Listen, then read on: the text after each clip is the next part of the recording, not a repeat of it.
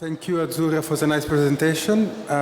We are very happy to be here today. I'm very happy to be here with my colleagues, Jacopo and Matteo. We have prepared a presentation which hopefully will tell us a little bit about our approach on designing public spaces on very different scales, and we have tried to do that through showcasing projects. So you will see a lot of projects, even too many projects, and I hope we will stay within 1 hour. So we are based in Rotterdam, and since 2 years ago we are based in Milan as well, and we are working on several kinds of scales and geographies. So our projects do span very much from regional plans, like this one we have done in Peru, in the Amazon forest, a vision on the port of Rotterdam as a regional scale, through strategies which sometimes do involve food and what is the role of food in rural development, down to public spaces. So you will see a bunch of public spaces today, like this one we have designed recently in Moscow, or the one we have realized a couple of months ago in Mantova. Well, the theme, the topic of the lecture today is designing the everyday life, in the sense of how we can create the conditions for, free occupation of space, in order to avoid what we call deterministic design. So instead of saying what should happen where, we are looking for the conditions for multiple uses, for dialogue, and for what we call the unexpected. Well, to be able to achieve this, what we believe we design are the conditions. Well, condition number one, it's climate. So we are taking care about climate as basic condition in order to live public spaces. That was very clear in one of our first projects in Cairo, a competition we did back in 2011, right after the Arab Spring. Well, starting from understanding and analyzing how inhabitants of Cairo do use public spaces, which is in a very free, open, and unexpected way, we question ourselves, what does the public space need in order to achieve this? Well, through the definition of a new skyline, what we have proposed was just a grid. I'm of course simplifying a project which was rather complex. And what we have created is actually a layer of shadow, and that's it. So shadow as a basic condition in such specific climates in order to achieve things to be triggered under the canopy of tree, which have been selected from the tradition of Islam and the ancient Egypt. So each tree is actually telling a specific story. So we have actually proposed what we could call an open-air museum, where the art pieces are the living trees themselves. And this was a plan, and this is the result: a continuous canopy of ever-changing trees and an empty platform to be used by inhabitants. Well, with a leap of time, I believe the second basic condition is edges. As a very simple metaphor, we could use the blank sheet. So in our projects, however different of scale and context they are, what we are trying to address is to create these sheets and not really what happens inside. But in order to create these conditions, we need to limit them in space. So if climate defines the environmental condition, the spatial definition is defined by the edges. So this is a project we very recently designed in Kaliningrad, Russia. It's a central park. And what we have done here, you can see it in the edge. You can see it in the edge. It's like the Central Park effect, like Central Park, New York. Well, the quality is very much given by the fact that there is the city and then there is a park, very straightforwardly, defined. So we have took this quality and multiplied by, I believe, 4. So here we have, a broad commercial sidewalk. There is a waterfront. We have a waterfront because what we have done, we have digged a canal all around the park. So first action, a new canal, and then the park itself. So what is the limit between park and the city becomes now a 4-time diverse edge and limit. Well, the idea of the limit was at the base of a competition we recently won in Reggio Emilia, so Italy, a project which we're now bringing to construction detailings. So, Reggia di Rivalta used to be an historical Italian garden somewhere in the countryside, close to Reggio Emilia. And it used to be, this was a competition. So what we tried to explain to the jury and to ourselves is a mapping in time of when this garden actually did exist.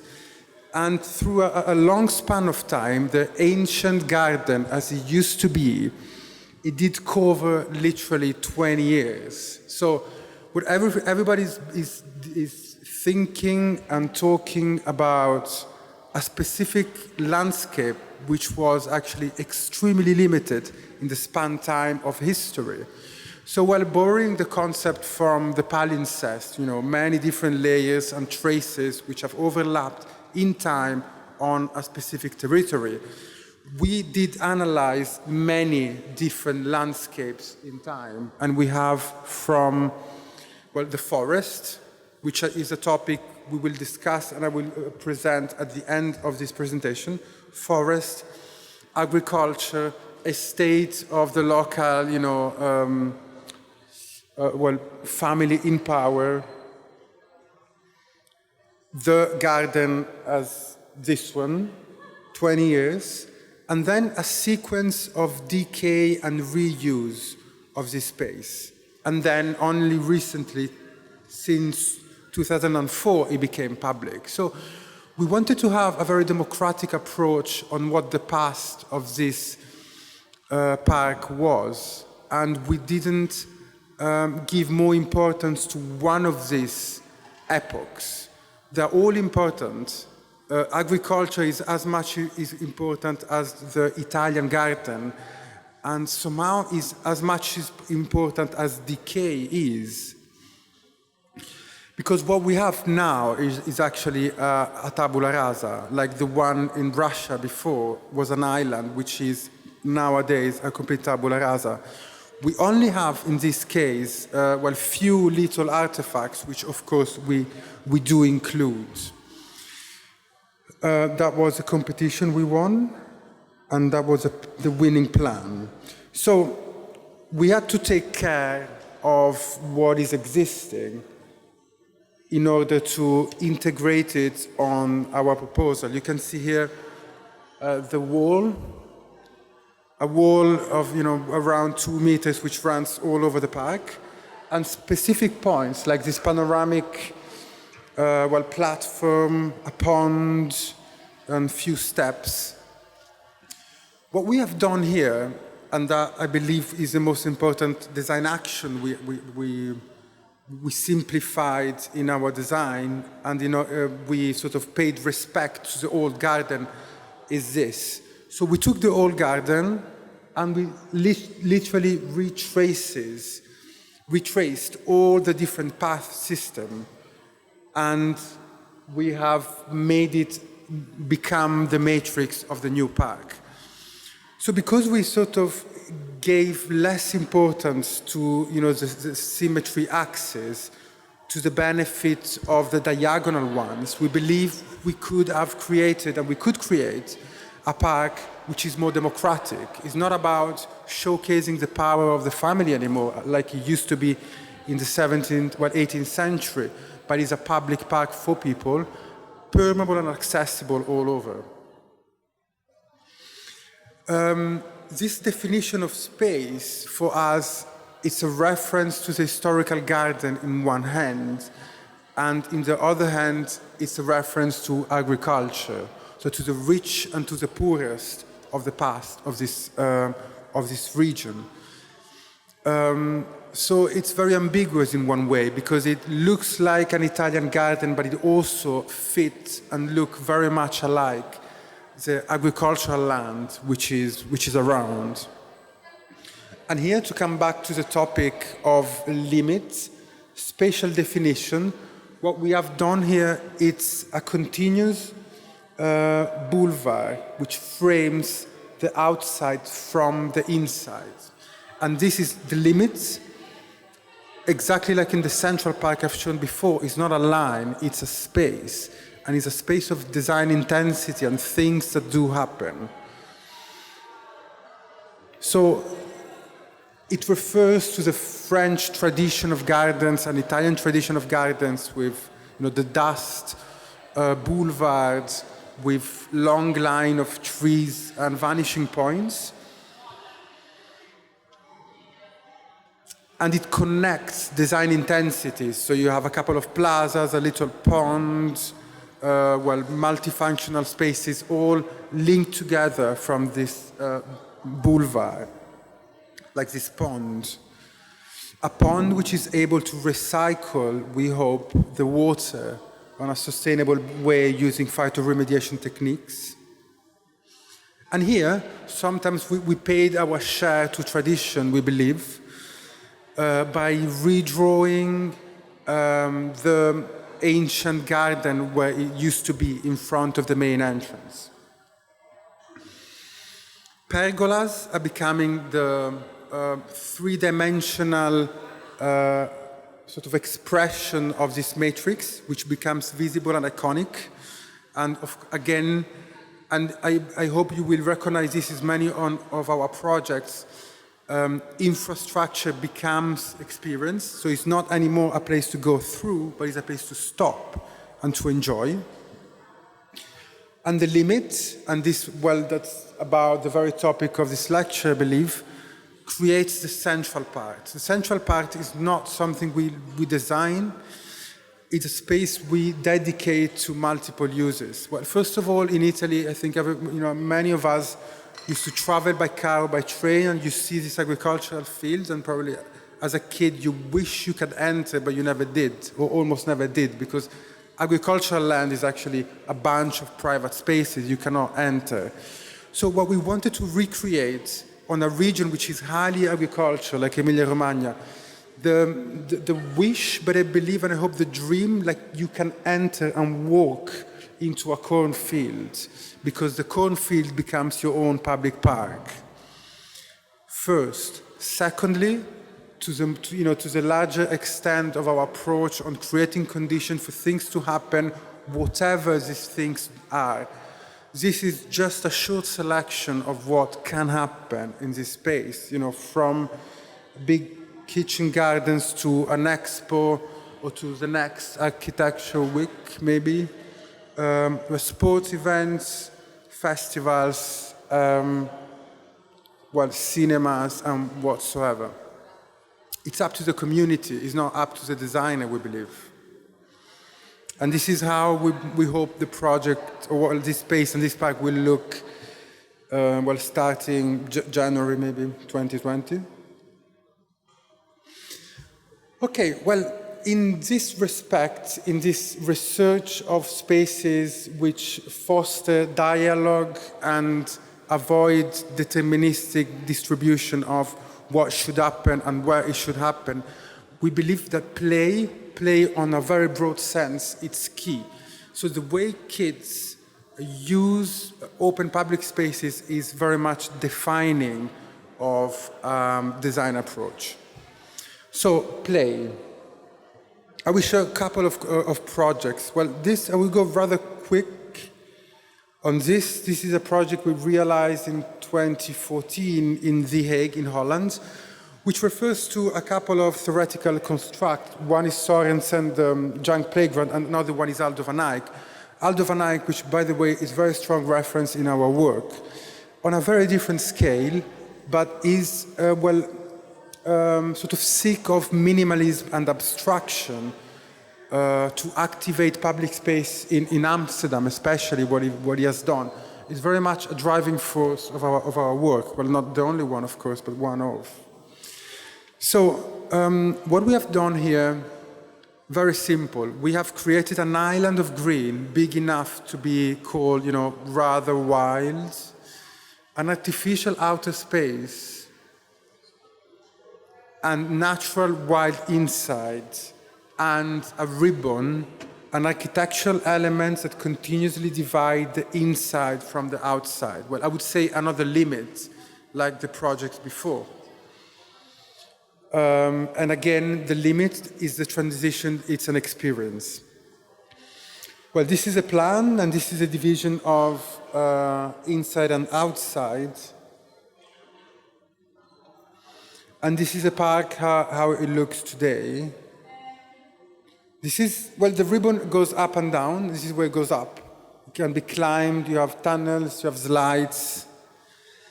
And defines the outer part, which is this, which, by the way, is a little lower here, in order to enable to be watered and to freeze in winter, to become ice skating rink, we hope.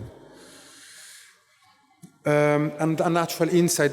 This picture is very important to me because it showcases how, in our seek for a playful environment, we didn't have to place that much play equipment. I mean, it's an attractive space, and it's just a tree. It's a willow tree planted 45 degrees. And this is the outside and the inside. You can see willow again over here. So willow is a perfect tree to chop branches and to construct elements, which of course was unexpected to us. We brought water on an informal way. We have to face, in many cases, I would say in all our public space projects,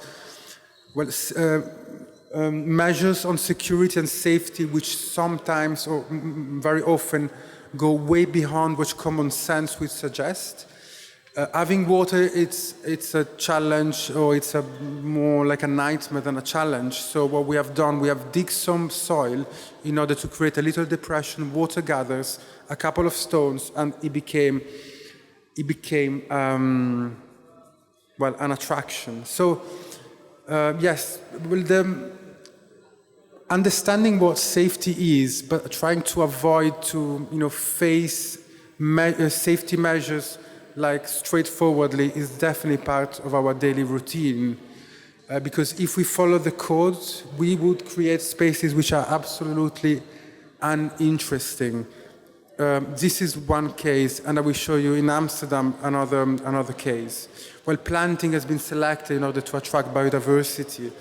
And here you can see a couple of objects which are placed within the ribbon. Well, this is another case of what is security and what is safety. If a kid, the imagination of a kid sometimes runs just faster than ours and the one of the designers. Here they're just using what was supposed to be the handrail as a path. Okay, and that's the way it looked when we opened it back in 2014.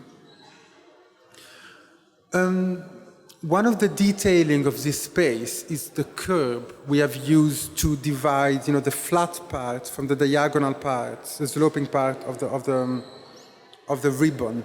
Well, we have taken this from the design of skate parks. It's just a metal rink which runs all over, and it did become one of the favorite skating spots of the whole country. If we read, these YouTube things, which brings to us to an important point, as there is a very nice understanding of what skate does. Skate can happen on skate parks as design and dedicated space dedicated from the city to skate and to skaters, or you have a skate spot. So skate park or skate spot, being the skate spot like just a ground which fit very much the use from skaters. And skaters somehow do negate the idea of playgrounds. Everything, the city becomes a big playground. And it goes, it starts to transcend a little bit the division between age groups. Everything is playful. What we start questioning is what is play, especially on the English term of play not being game. So a game is what is playing with a set of rules that you have to follow, while playing, it implies that there is no rule to follow. It's just about having fun. So we believe, therefore, we can understand with play the design and the use of public space in a much broader sense. So the idea of creating spaces which, depend on their functionality may get lost if we believe there is not much, need in terms of public space life to say what should happen there. And we try to challenge this modernistic approach on design, what we do, by creating the functionless. So stuff which doesn't function to anything specific, use. And very quickly happens that what is functionless, what is meant to be useless, it becomes function-full and rich of possible reading by the users. It is a case of this. This is a big pyramid. It's a Congress Center in Tirana from the local, former leader. And of course, as you can see, it's falling in decay. It's not used as a Congress Center anymore, but becomes, first of all, a symbol of reclaiming public space, but also a pretty exciting space to use or to take pictures of, or just, to relax on. And this opens up a new understanding of what function, means, if this is one of the main attractions, I would say, for subcultures in the city of Tirana. Well, we tested this and we are testing this like literally every day, but I will show you a couple of examples. One is this. It's a workshop we have done last summer together with Heterotopia, so organized by Heterotopia in La Maddalena Island, beautiful island, where together with the participants of the workshop we were leading, we tried to create postcards of, I would say, the useless. So just granitic, rocky elements which were absolutely no sense. They were just following a certain aesthetic of simplicity and abstraction, and I would say of materic quality, the one of granite, but completely void of any function. But, as soon as we started to represent, they start to have a possible meaning. So the one on the bottom left is a little bit of a frame to see, from which to see the landscape. The one on the background becomes a dam, or you question, what is this? What is the need of this sort of iconic installation? Or is that an architecture you can enter, you can live in, or what is this? Again, a little staircase which goes somewhere, or maybe nowhere at all. Or, bringing this a little bit ahead, a touristic infrastructure which looks like an on-scale model of the solar system. So, art, and I think the beautiful presentation of before in the work of Incomputo also is able to address that art is a tool that can, art is well, is a discipline that is not refrained by the functionality of it. So we always end up in making reference to art when designing public spaces rather than functionful architecture. Well, and this is one. So we have realized some of useless objects in Amsterdam. And if the modernists were the one to address that everything should be functionful, we just did them in the most modern part of Amsterdam, in the sense that it's a modernistic plan of Van Gogh, realized in 1963, where even the landscape was planted and designed following the forms and the principles of modernism. Here you can see, the blocks, the grid of trees,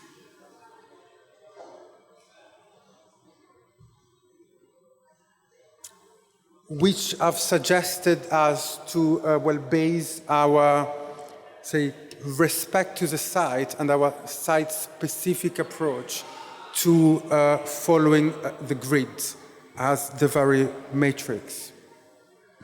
So what we have done here was very simple. Again, we created a void in the center of a larger neighborhood, a central space, 3 other functional spaces, and we continue the grid of trees inside our plots with objects, which are, I believe, most of them functionless, or even better, useless. Nicely, we could find also on site some objects and reuse them, which helped us, first of all, to connect to the neighborhood, and secondly, because our budget was pretty low, so we had to find alternative solutions.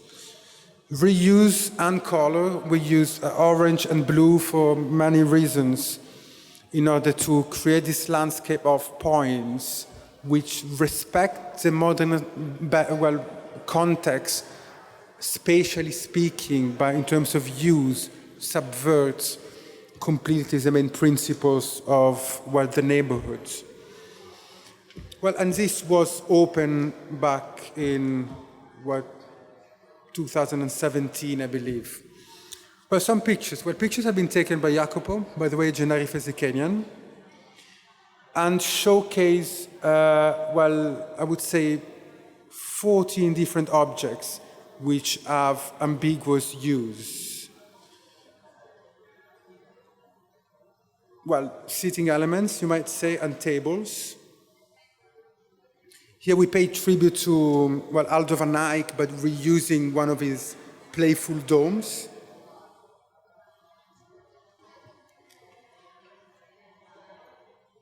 An empty little shed.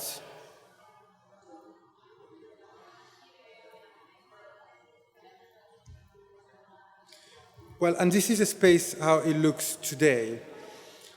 So something we believe is extremely interesting is by the use of the grid, simplicity and abstraction, and by the use of colors, something pretty interesting happened. So we had fight pretty much with the city in order to be able to paint this lamppost. So this is the most common lamppost you could see in Amsterdam. It's a default one. So people designing public space in Amsterdam do have to use this lamppost. The only thing we did was painting it. And what happens is, kids start to climb on the top. And as you can imagine, kids are not climbing the lamppost in the city on the very same lamppost. But because of the coloring, because of creating an abstract landscape, it became automatically part of the game. And again, from game to play, the city becomes, in this lamppost, a continuous playground.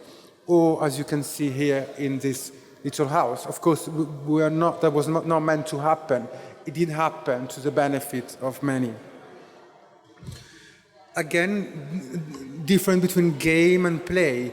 we have painted it, we have painted this table tennis and reused this table tennis, but also in its net and on its white limits, which are the basic rules you need. So we got rid of the rules, of the guidance you need to apply rules to play table tennis.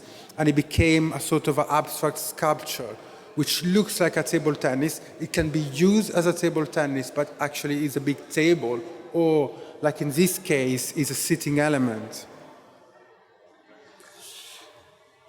All right. So,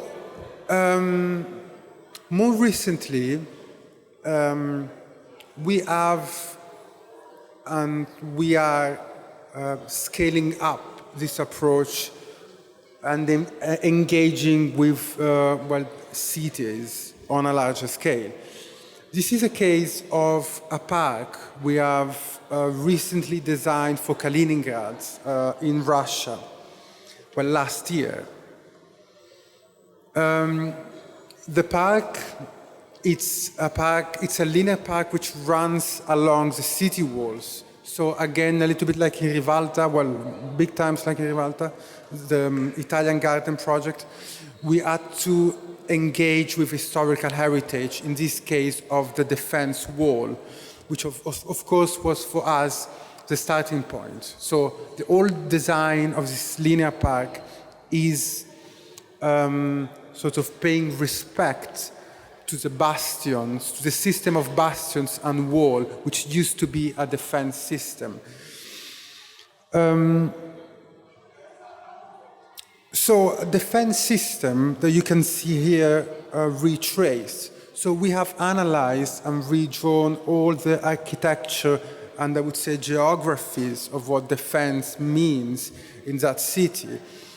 And it became clearly a bunch of very simple geometries, like the U shape or the circle or pentagons or triangles or segmented line.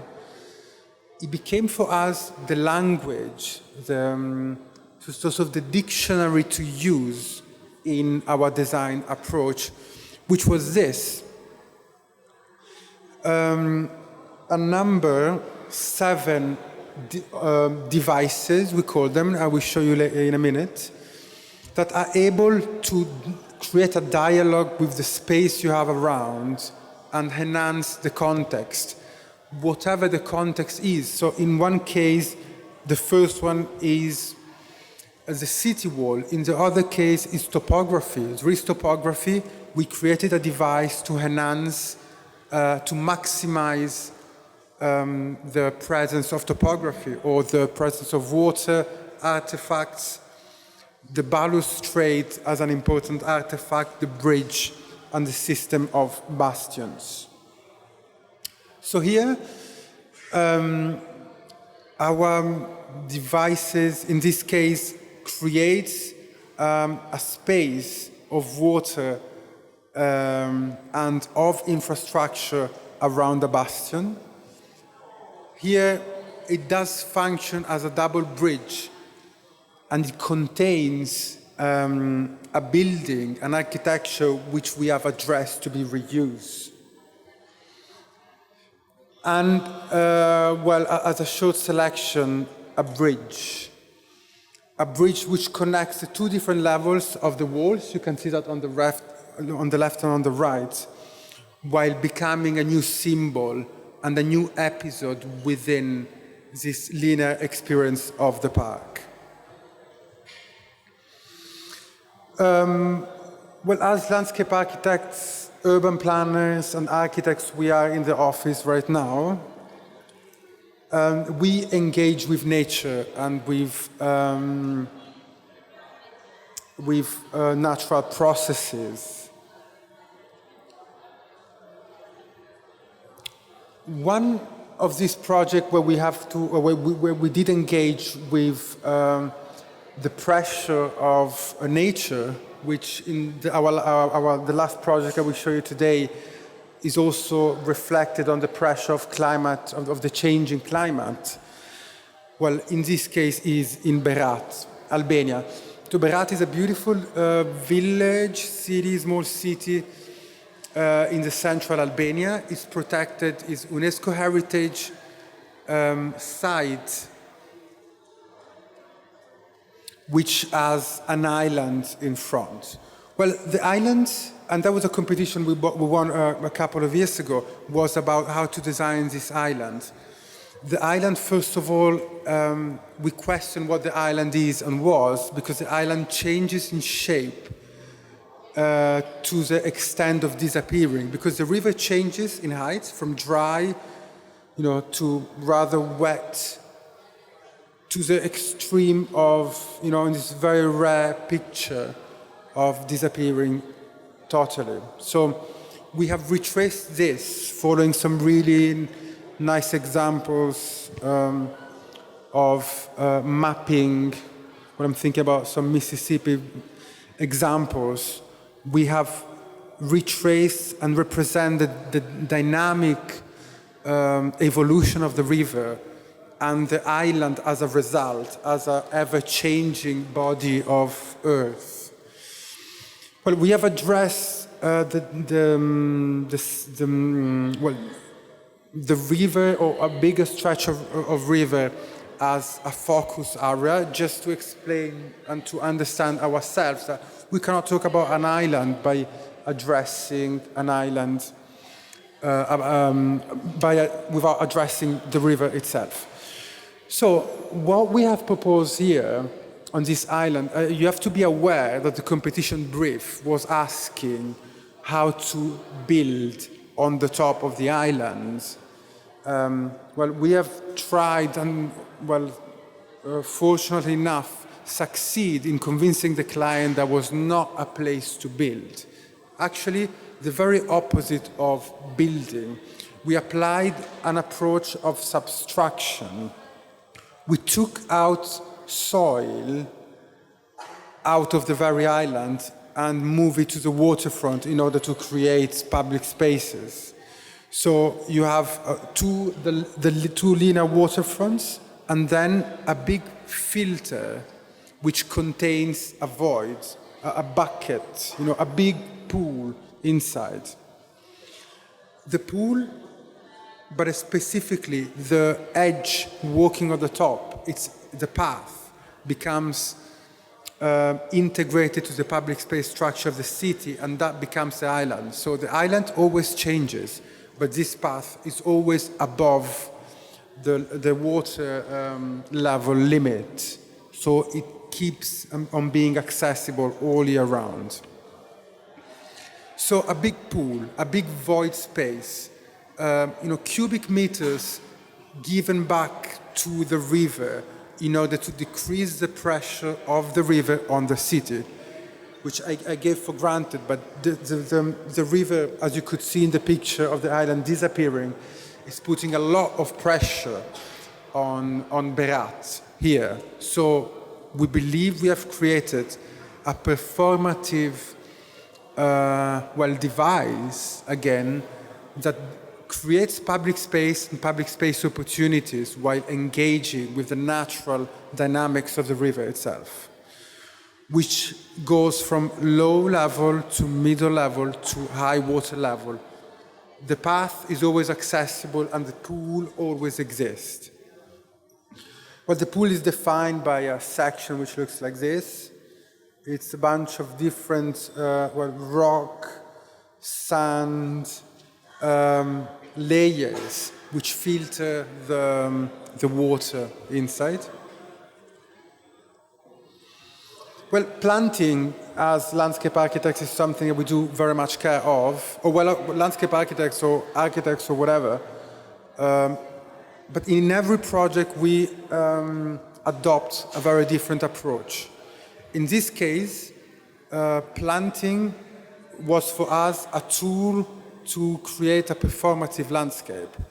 So here we have not chosen plants because of the colors, because of the height, because of the texture, because of dimension, but only because of the root system they have, and therefore the capacity to refrain and limit erosion, which was a big issue.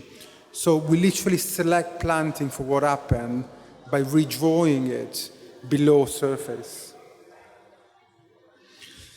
Well, again, in our approach of creating opportunities instead of dictating what should happen, the pool, it's exactly like the yellow devices in our Russian project or the abstract objects in our Amsterdam playground. There are platforms to be colonized, in this case, by floating and temporary and transient objects. All right. Getting there. Two last projects which I will present like one. It follows our recent effort in working into wild landscapes and engaging with the reality of what forest is. Well, to understand and to be able to develop, a theoretical construct around what a forest is, and what the role of a forest in contemporary society could be beside the performative use of it, we have to start from the very opposite of what a forest is. So if we look back in the days to gardens were meant to be exactly the opposite of a forest. The creation of domestic spaces of defense from an outer world which was rich of dangers and threats. Interestingly enough, there is no cultural or religious division between reading gardens as the domestic place and the forest as the alien space. As Eden, the first, is the author's conclusus, and Janina, on the Islamic culture, is and means paradise. Well, if these are the domestic spaces, outer spaces, the outside, the unknown, is what interests us. It does interest us in many ways, and I mean, it's also interesting for us to mention that in the Italian culture, the unknown is very well expressed in Divina Commedia as a place of, where to get lost. But there is no opportunity almost now to get lost anymore. Global tourism and the internet, these two things, allow all of us to access to most of the most wild places on Earth. And we are very much intrigued by the reality of what strict natural reserves are. So strict natural reserves are a rather recent invention of humankind in order to defend nature, but avoiding any human to enter or to interact in any way on this space. So, strict natural reserves are pieces of oceans, or more often pieces of land, where we cannot enter. And these are the one present in Italy. So, besides the dimension is not that big, there are many. And there are many throughout the whole planet. Again, waterland and earth surfaces. Well, I mean, I believe it's interesting because, again, we are not able to experience places which are wild anymore. And on the other hand, landscape can be an expression of achieving what the society does not. Let's say, with the Industrial Revolution, it has created the English gardening as a retreat, as an idyllic space opposed to a dusty and polluted reality of the emerging cities. Well, if today the city and the society is the one where everything is accessible on our mobiles or with our low-cost traveling opportunities, well, maybe, and that's an open question, we question ourselves, the space of no humans is the next landscape typology. Well, anyway, we of course do not have any answer in that respect. But what we have had the fortune to engage somehow with what strict nature reserves are, in two ways. One is by getting very close to it, and another one is about using the strict nature reserve as a source of inspiration for an urban project. So first of all is a Treetop Trail we have very recently designed in Georgia, in the Caucasian forest, in Lagodeki. Well, recently, like last week.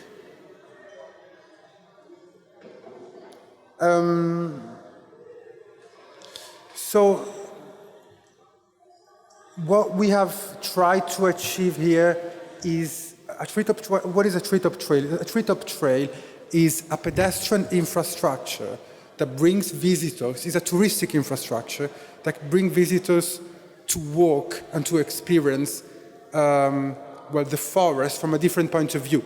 You're able to walk in between the crowns of the trees. But what we have designed here, it's a little bit different. Well, first of all, it's a loop, it's a circle. So it's a very geometrical shape. You will recognize, and you have recognized today, many geometrical shapes in our work, because we believe, by, again, abstraction also, in this case, allow us not to interfere with nature, not to confront with nature. It's obviously, because of this such simple geometrical shape, an artificial shape which has been placed inside nature. We're not mimicking nature.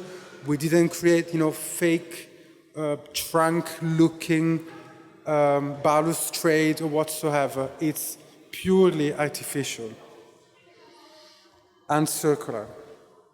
Well, as you can see here, the circle is not at the same level, but we have pushed at this point of the tower, the beginning to the very bottom, here. So people are able to walk all over and end over here. This is because we believe a forest, by analyzing, by studying the forest as an ecosystem, if we have to display it, and if we want people to learn and to understand the importance and the ecological importance of a forest, it has to be understood as a vertical ecosystem. So you have the ground covering, you have the plants, you have the shrubs, the small trees, big trees, and above the trees.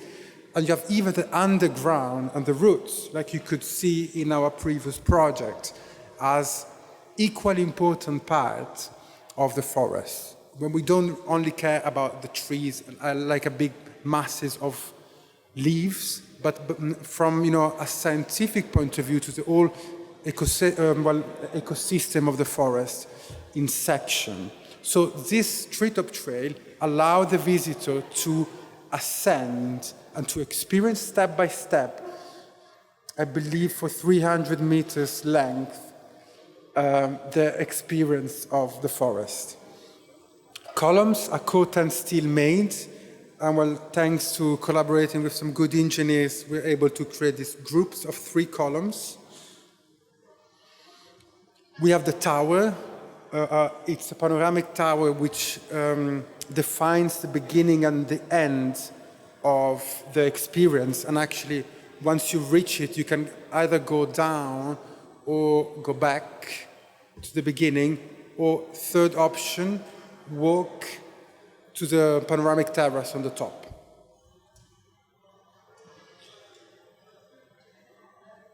So the simplicity of the shape does not mean that we are creating a very linear and simple experience, as with the tower, and us with the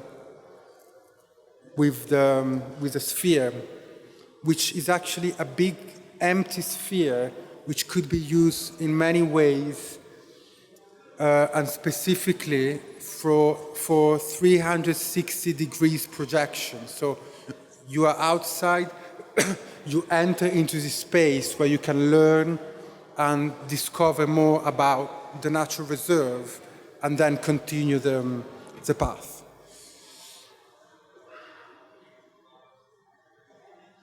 Well, a Treetop Trail, we believe, is also fun.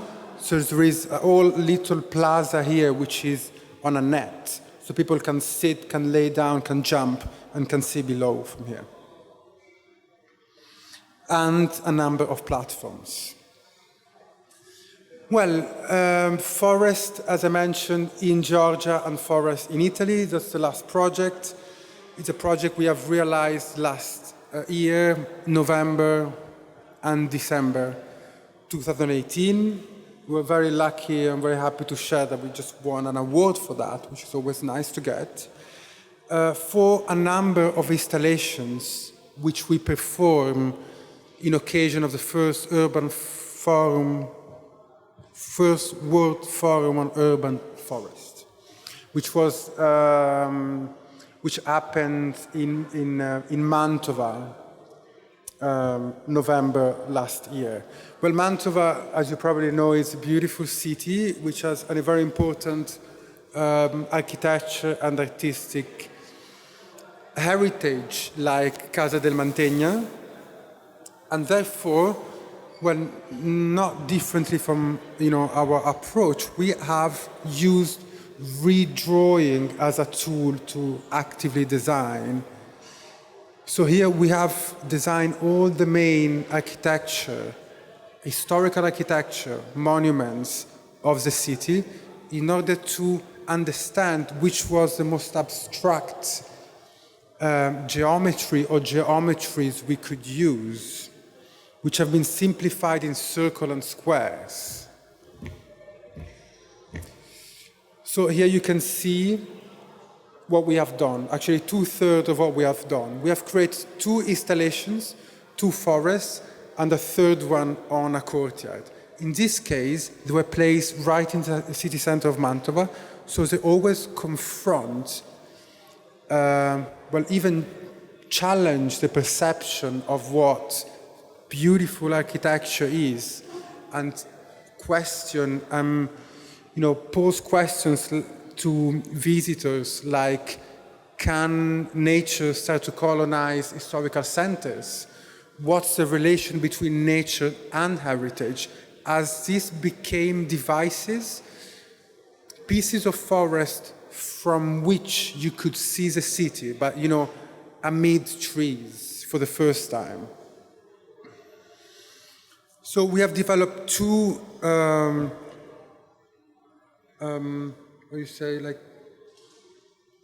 forests, 2 big planters which were hosting 2 forest typologies. And as you can see here in section, they were chopped by a path. The path, and refers to our understanding of forest as a vertical ecosystem, allowed people to experience the forest from a different point of view. So the planter is actually 1.1 meter high and allow users to see, and experience it through the undergrowth, again, which is as important as big trees and mature trees are. We have made a selection of species alongside a fantastic collaboration with the people in charge of a strict natural reserve there.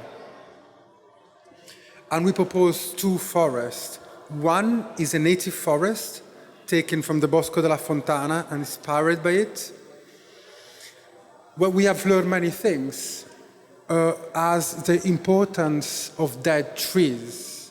So that's not something we would ever design or imagine in a public space, or if you think about Italian municipalities and the pace of how trees are falling down, even less. But from an ecological point of view, dead trees are habitats, are only habitats for an extremely important number of species, like these mushrooms. So we have started from that, designing an open urban public spaces by the habitat of the undergrowth and the decay material, biological material of a forest. And we have placed, well, this in front of Leon Battista Alberti architecture, the possibility of seeing a forest from outside, but I believe even more seeing a forest from inside and seeing the city from a forest. So the dimension of it was rather small, but the experience of the city from inside it was completely different, was unexpected, was about creating an ambiguous landscape which was nor natural nor artificial. As you could see here, of course, that was also actually a furniture. So these two circles was rather, off in order to create an ever-changing profile, because what happened in Mantova was actually, thousands of people coming on those 3 days, so we had to engage also with that level. And the second forest, very similarly, it's and was the Mediterranean evergreen forest. You could see here from the density that it's not just a landscape, it's actually a forest in the way it creates shadows underneath, and therefore a very specific arid landscape and beneath.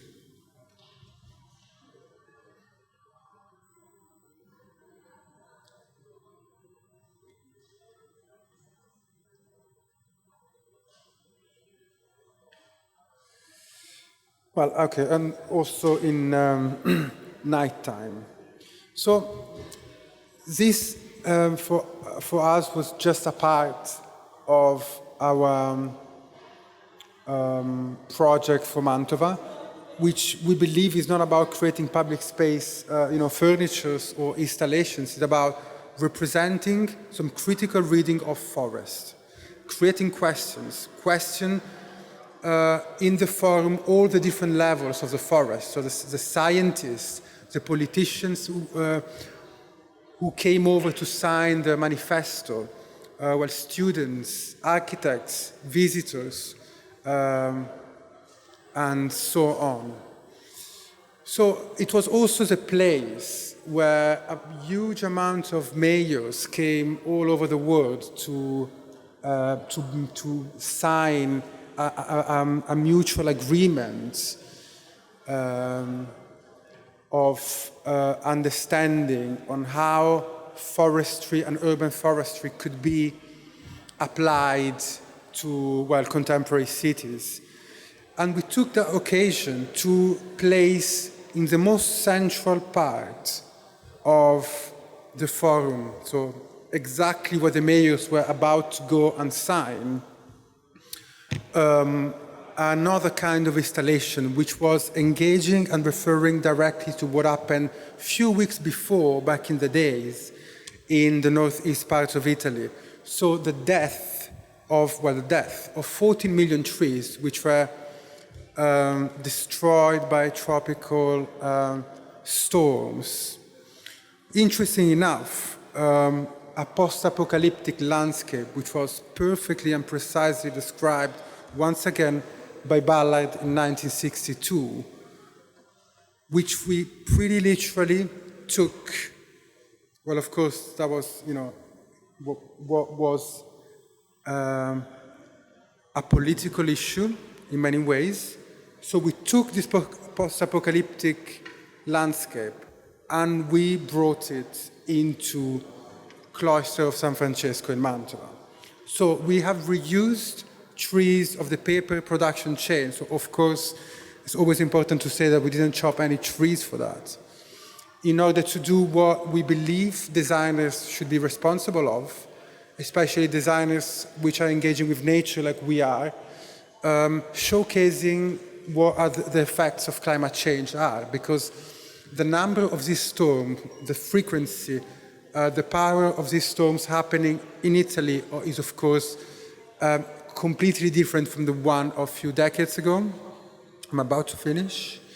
But effects on climate change is sometimes something that very much happens, especially in the political agendas, far somewhere on an island, in the southern atmosphere. Because actually, in this case, were very visible and was actually next door. So we took it, we brought it in the cloister, creating a different kind of engagement, which was more about shock, but again, it has engaged with heritage of the city, as columns actually are and always have been metaphors of trees and forest.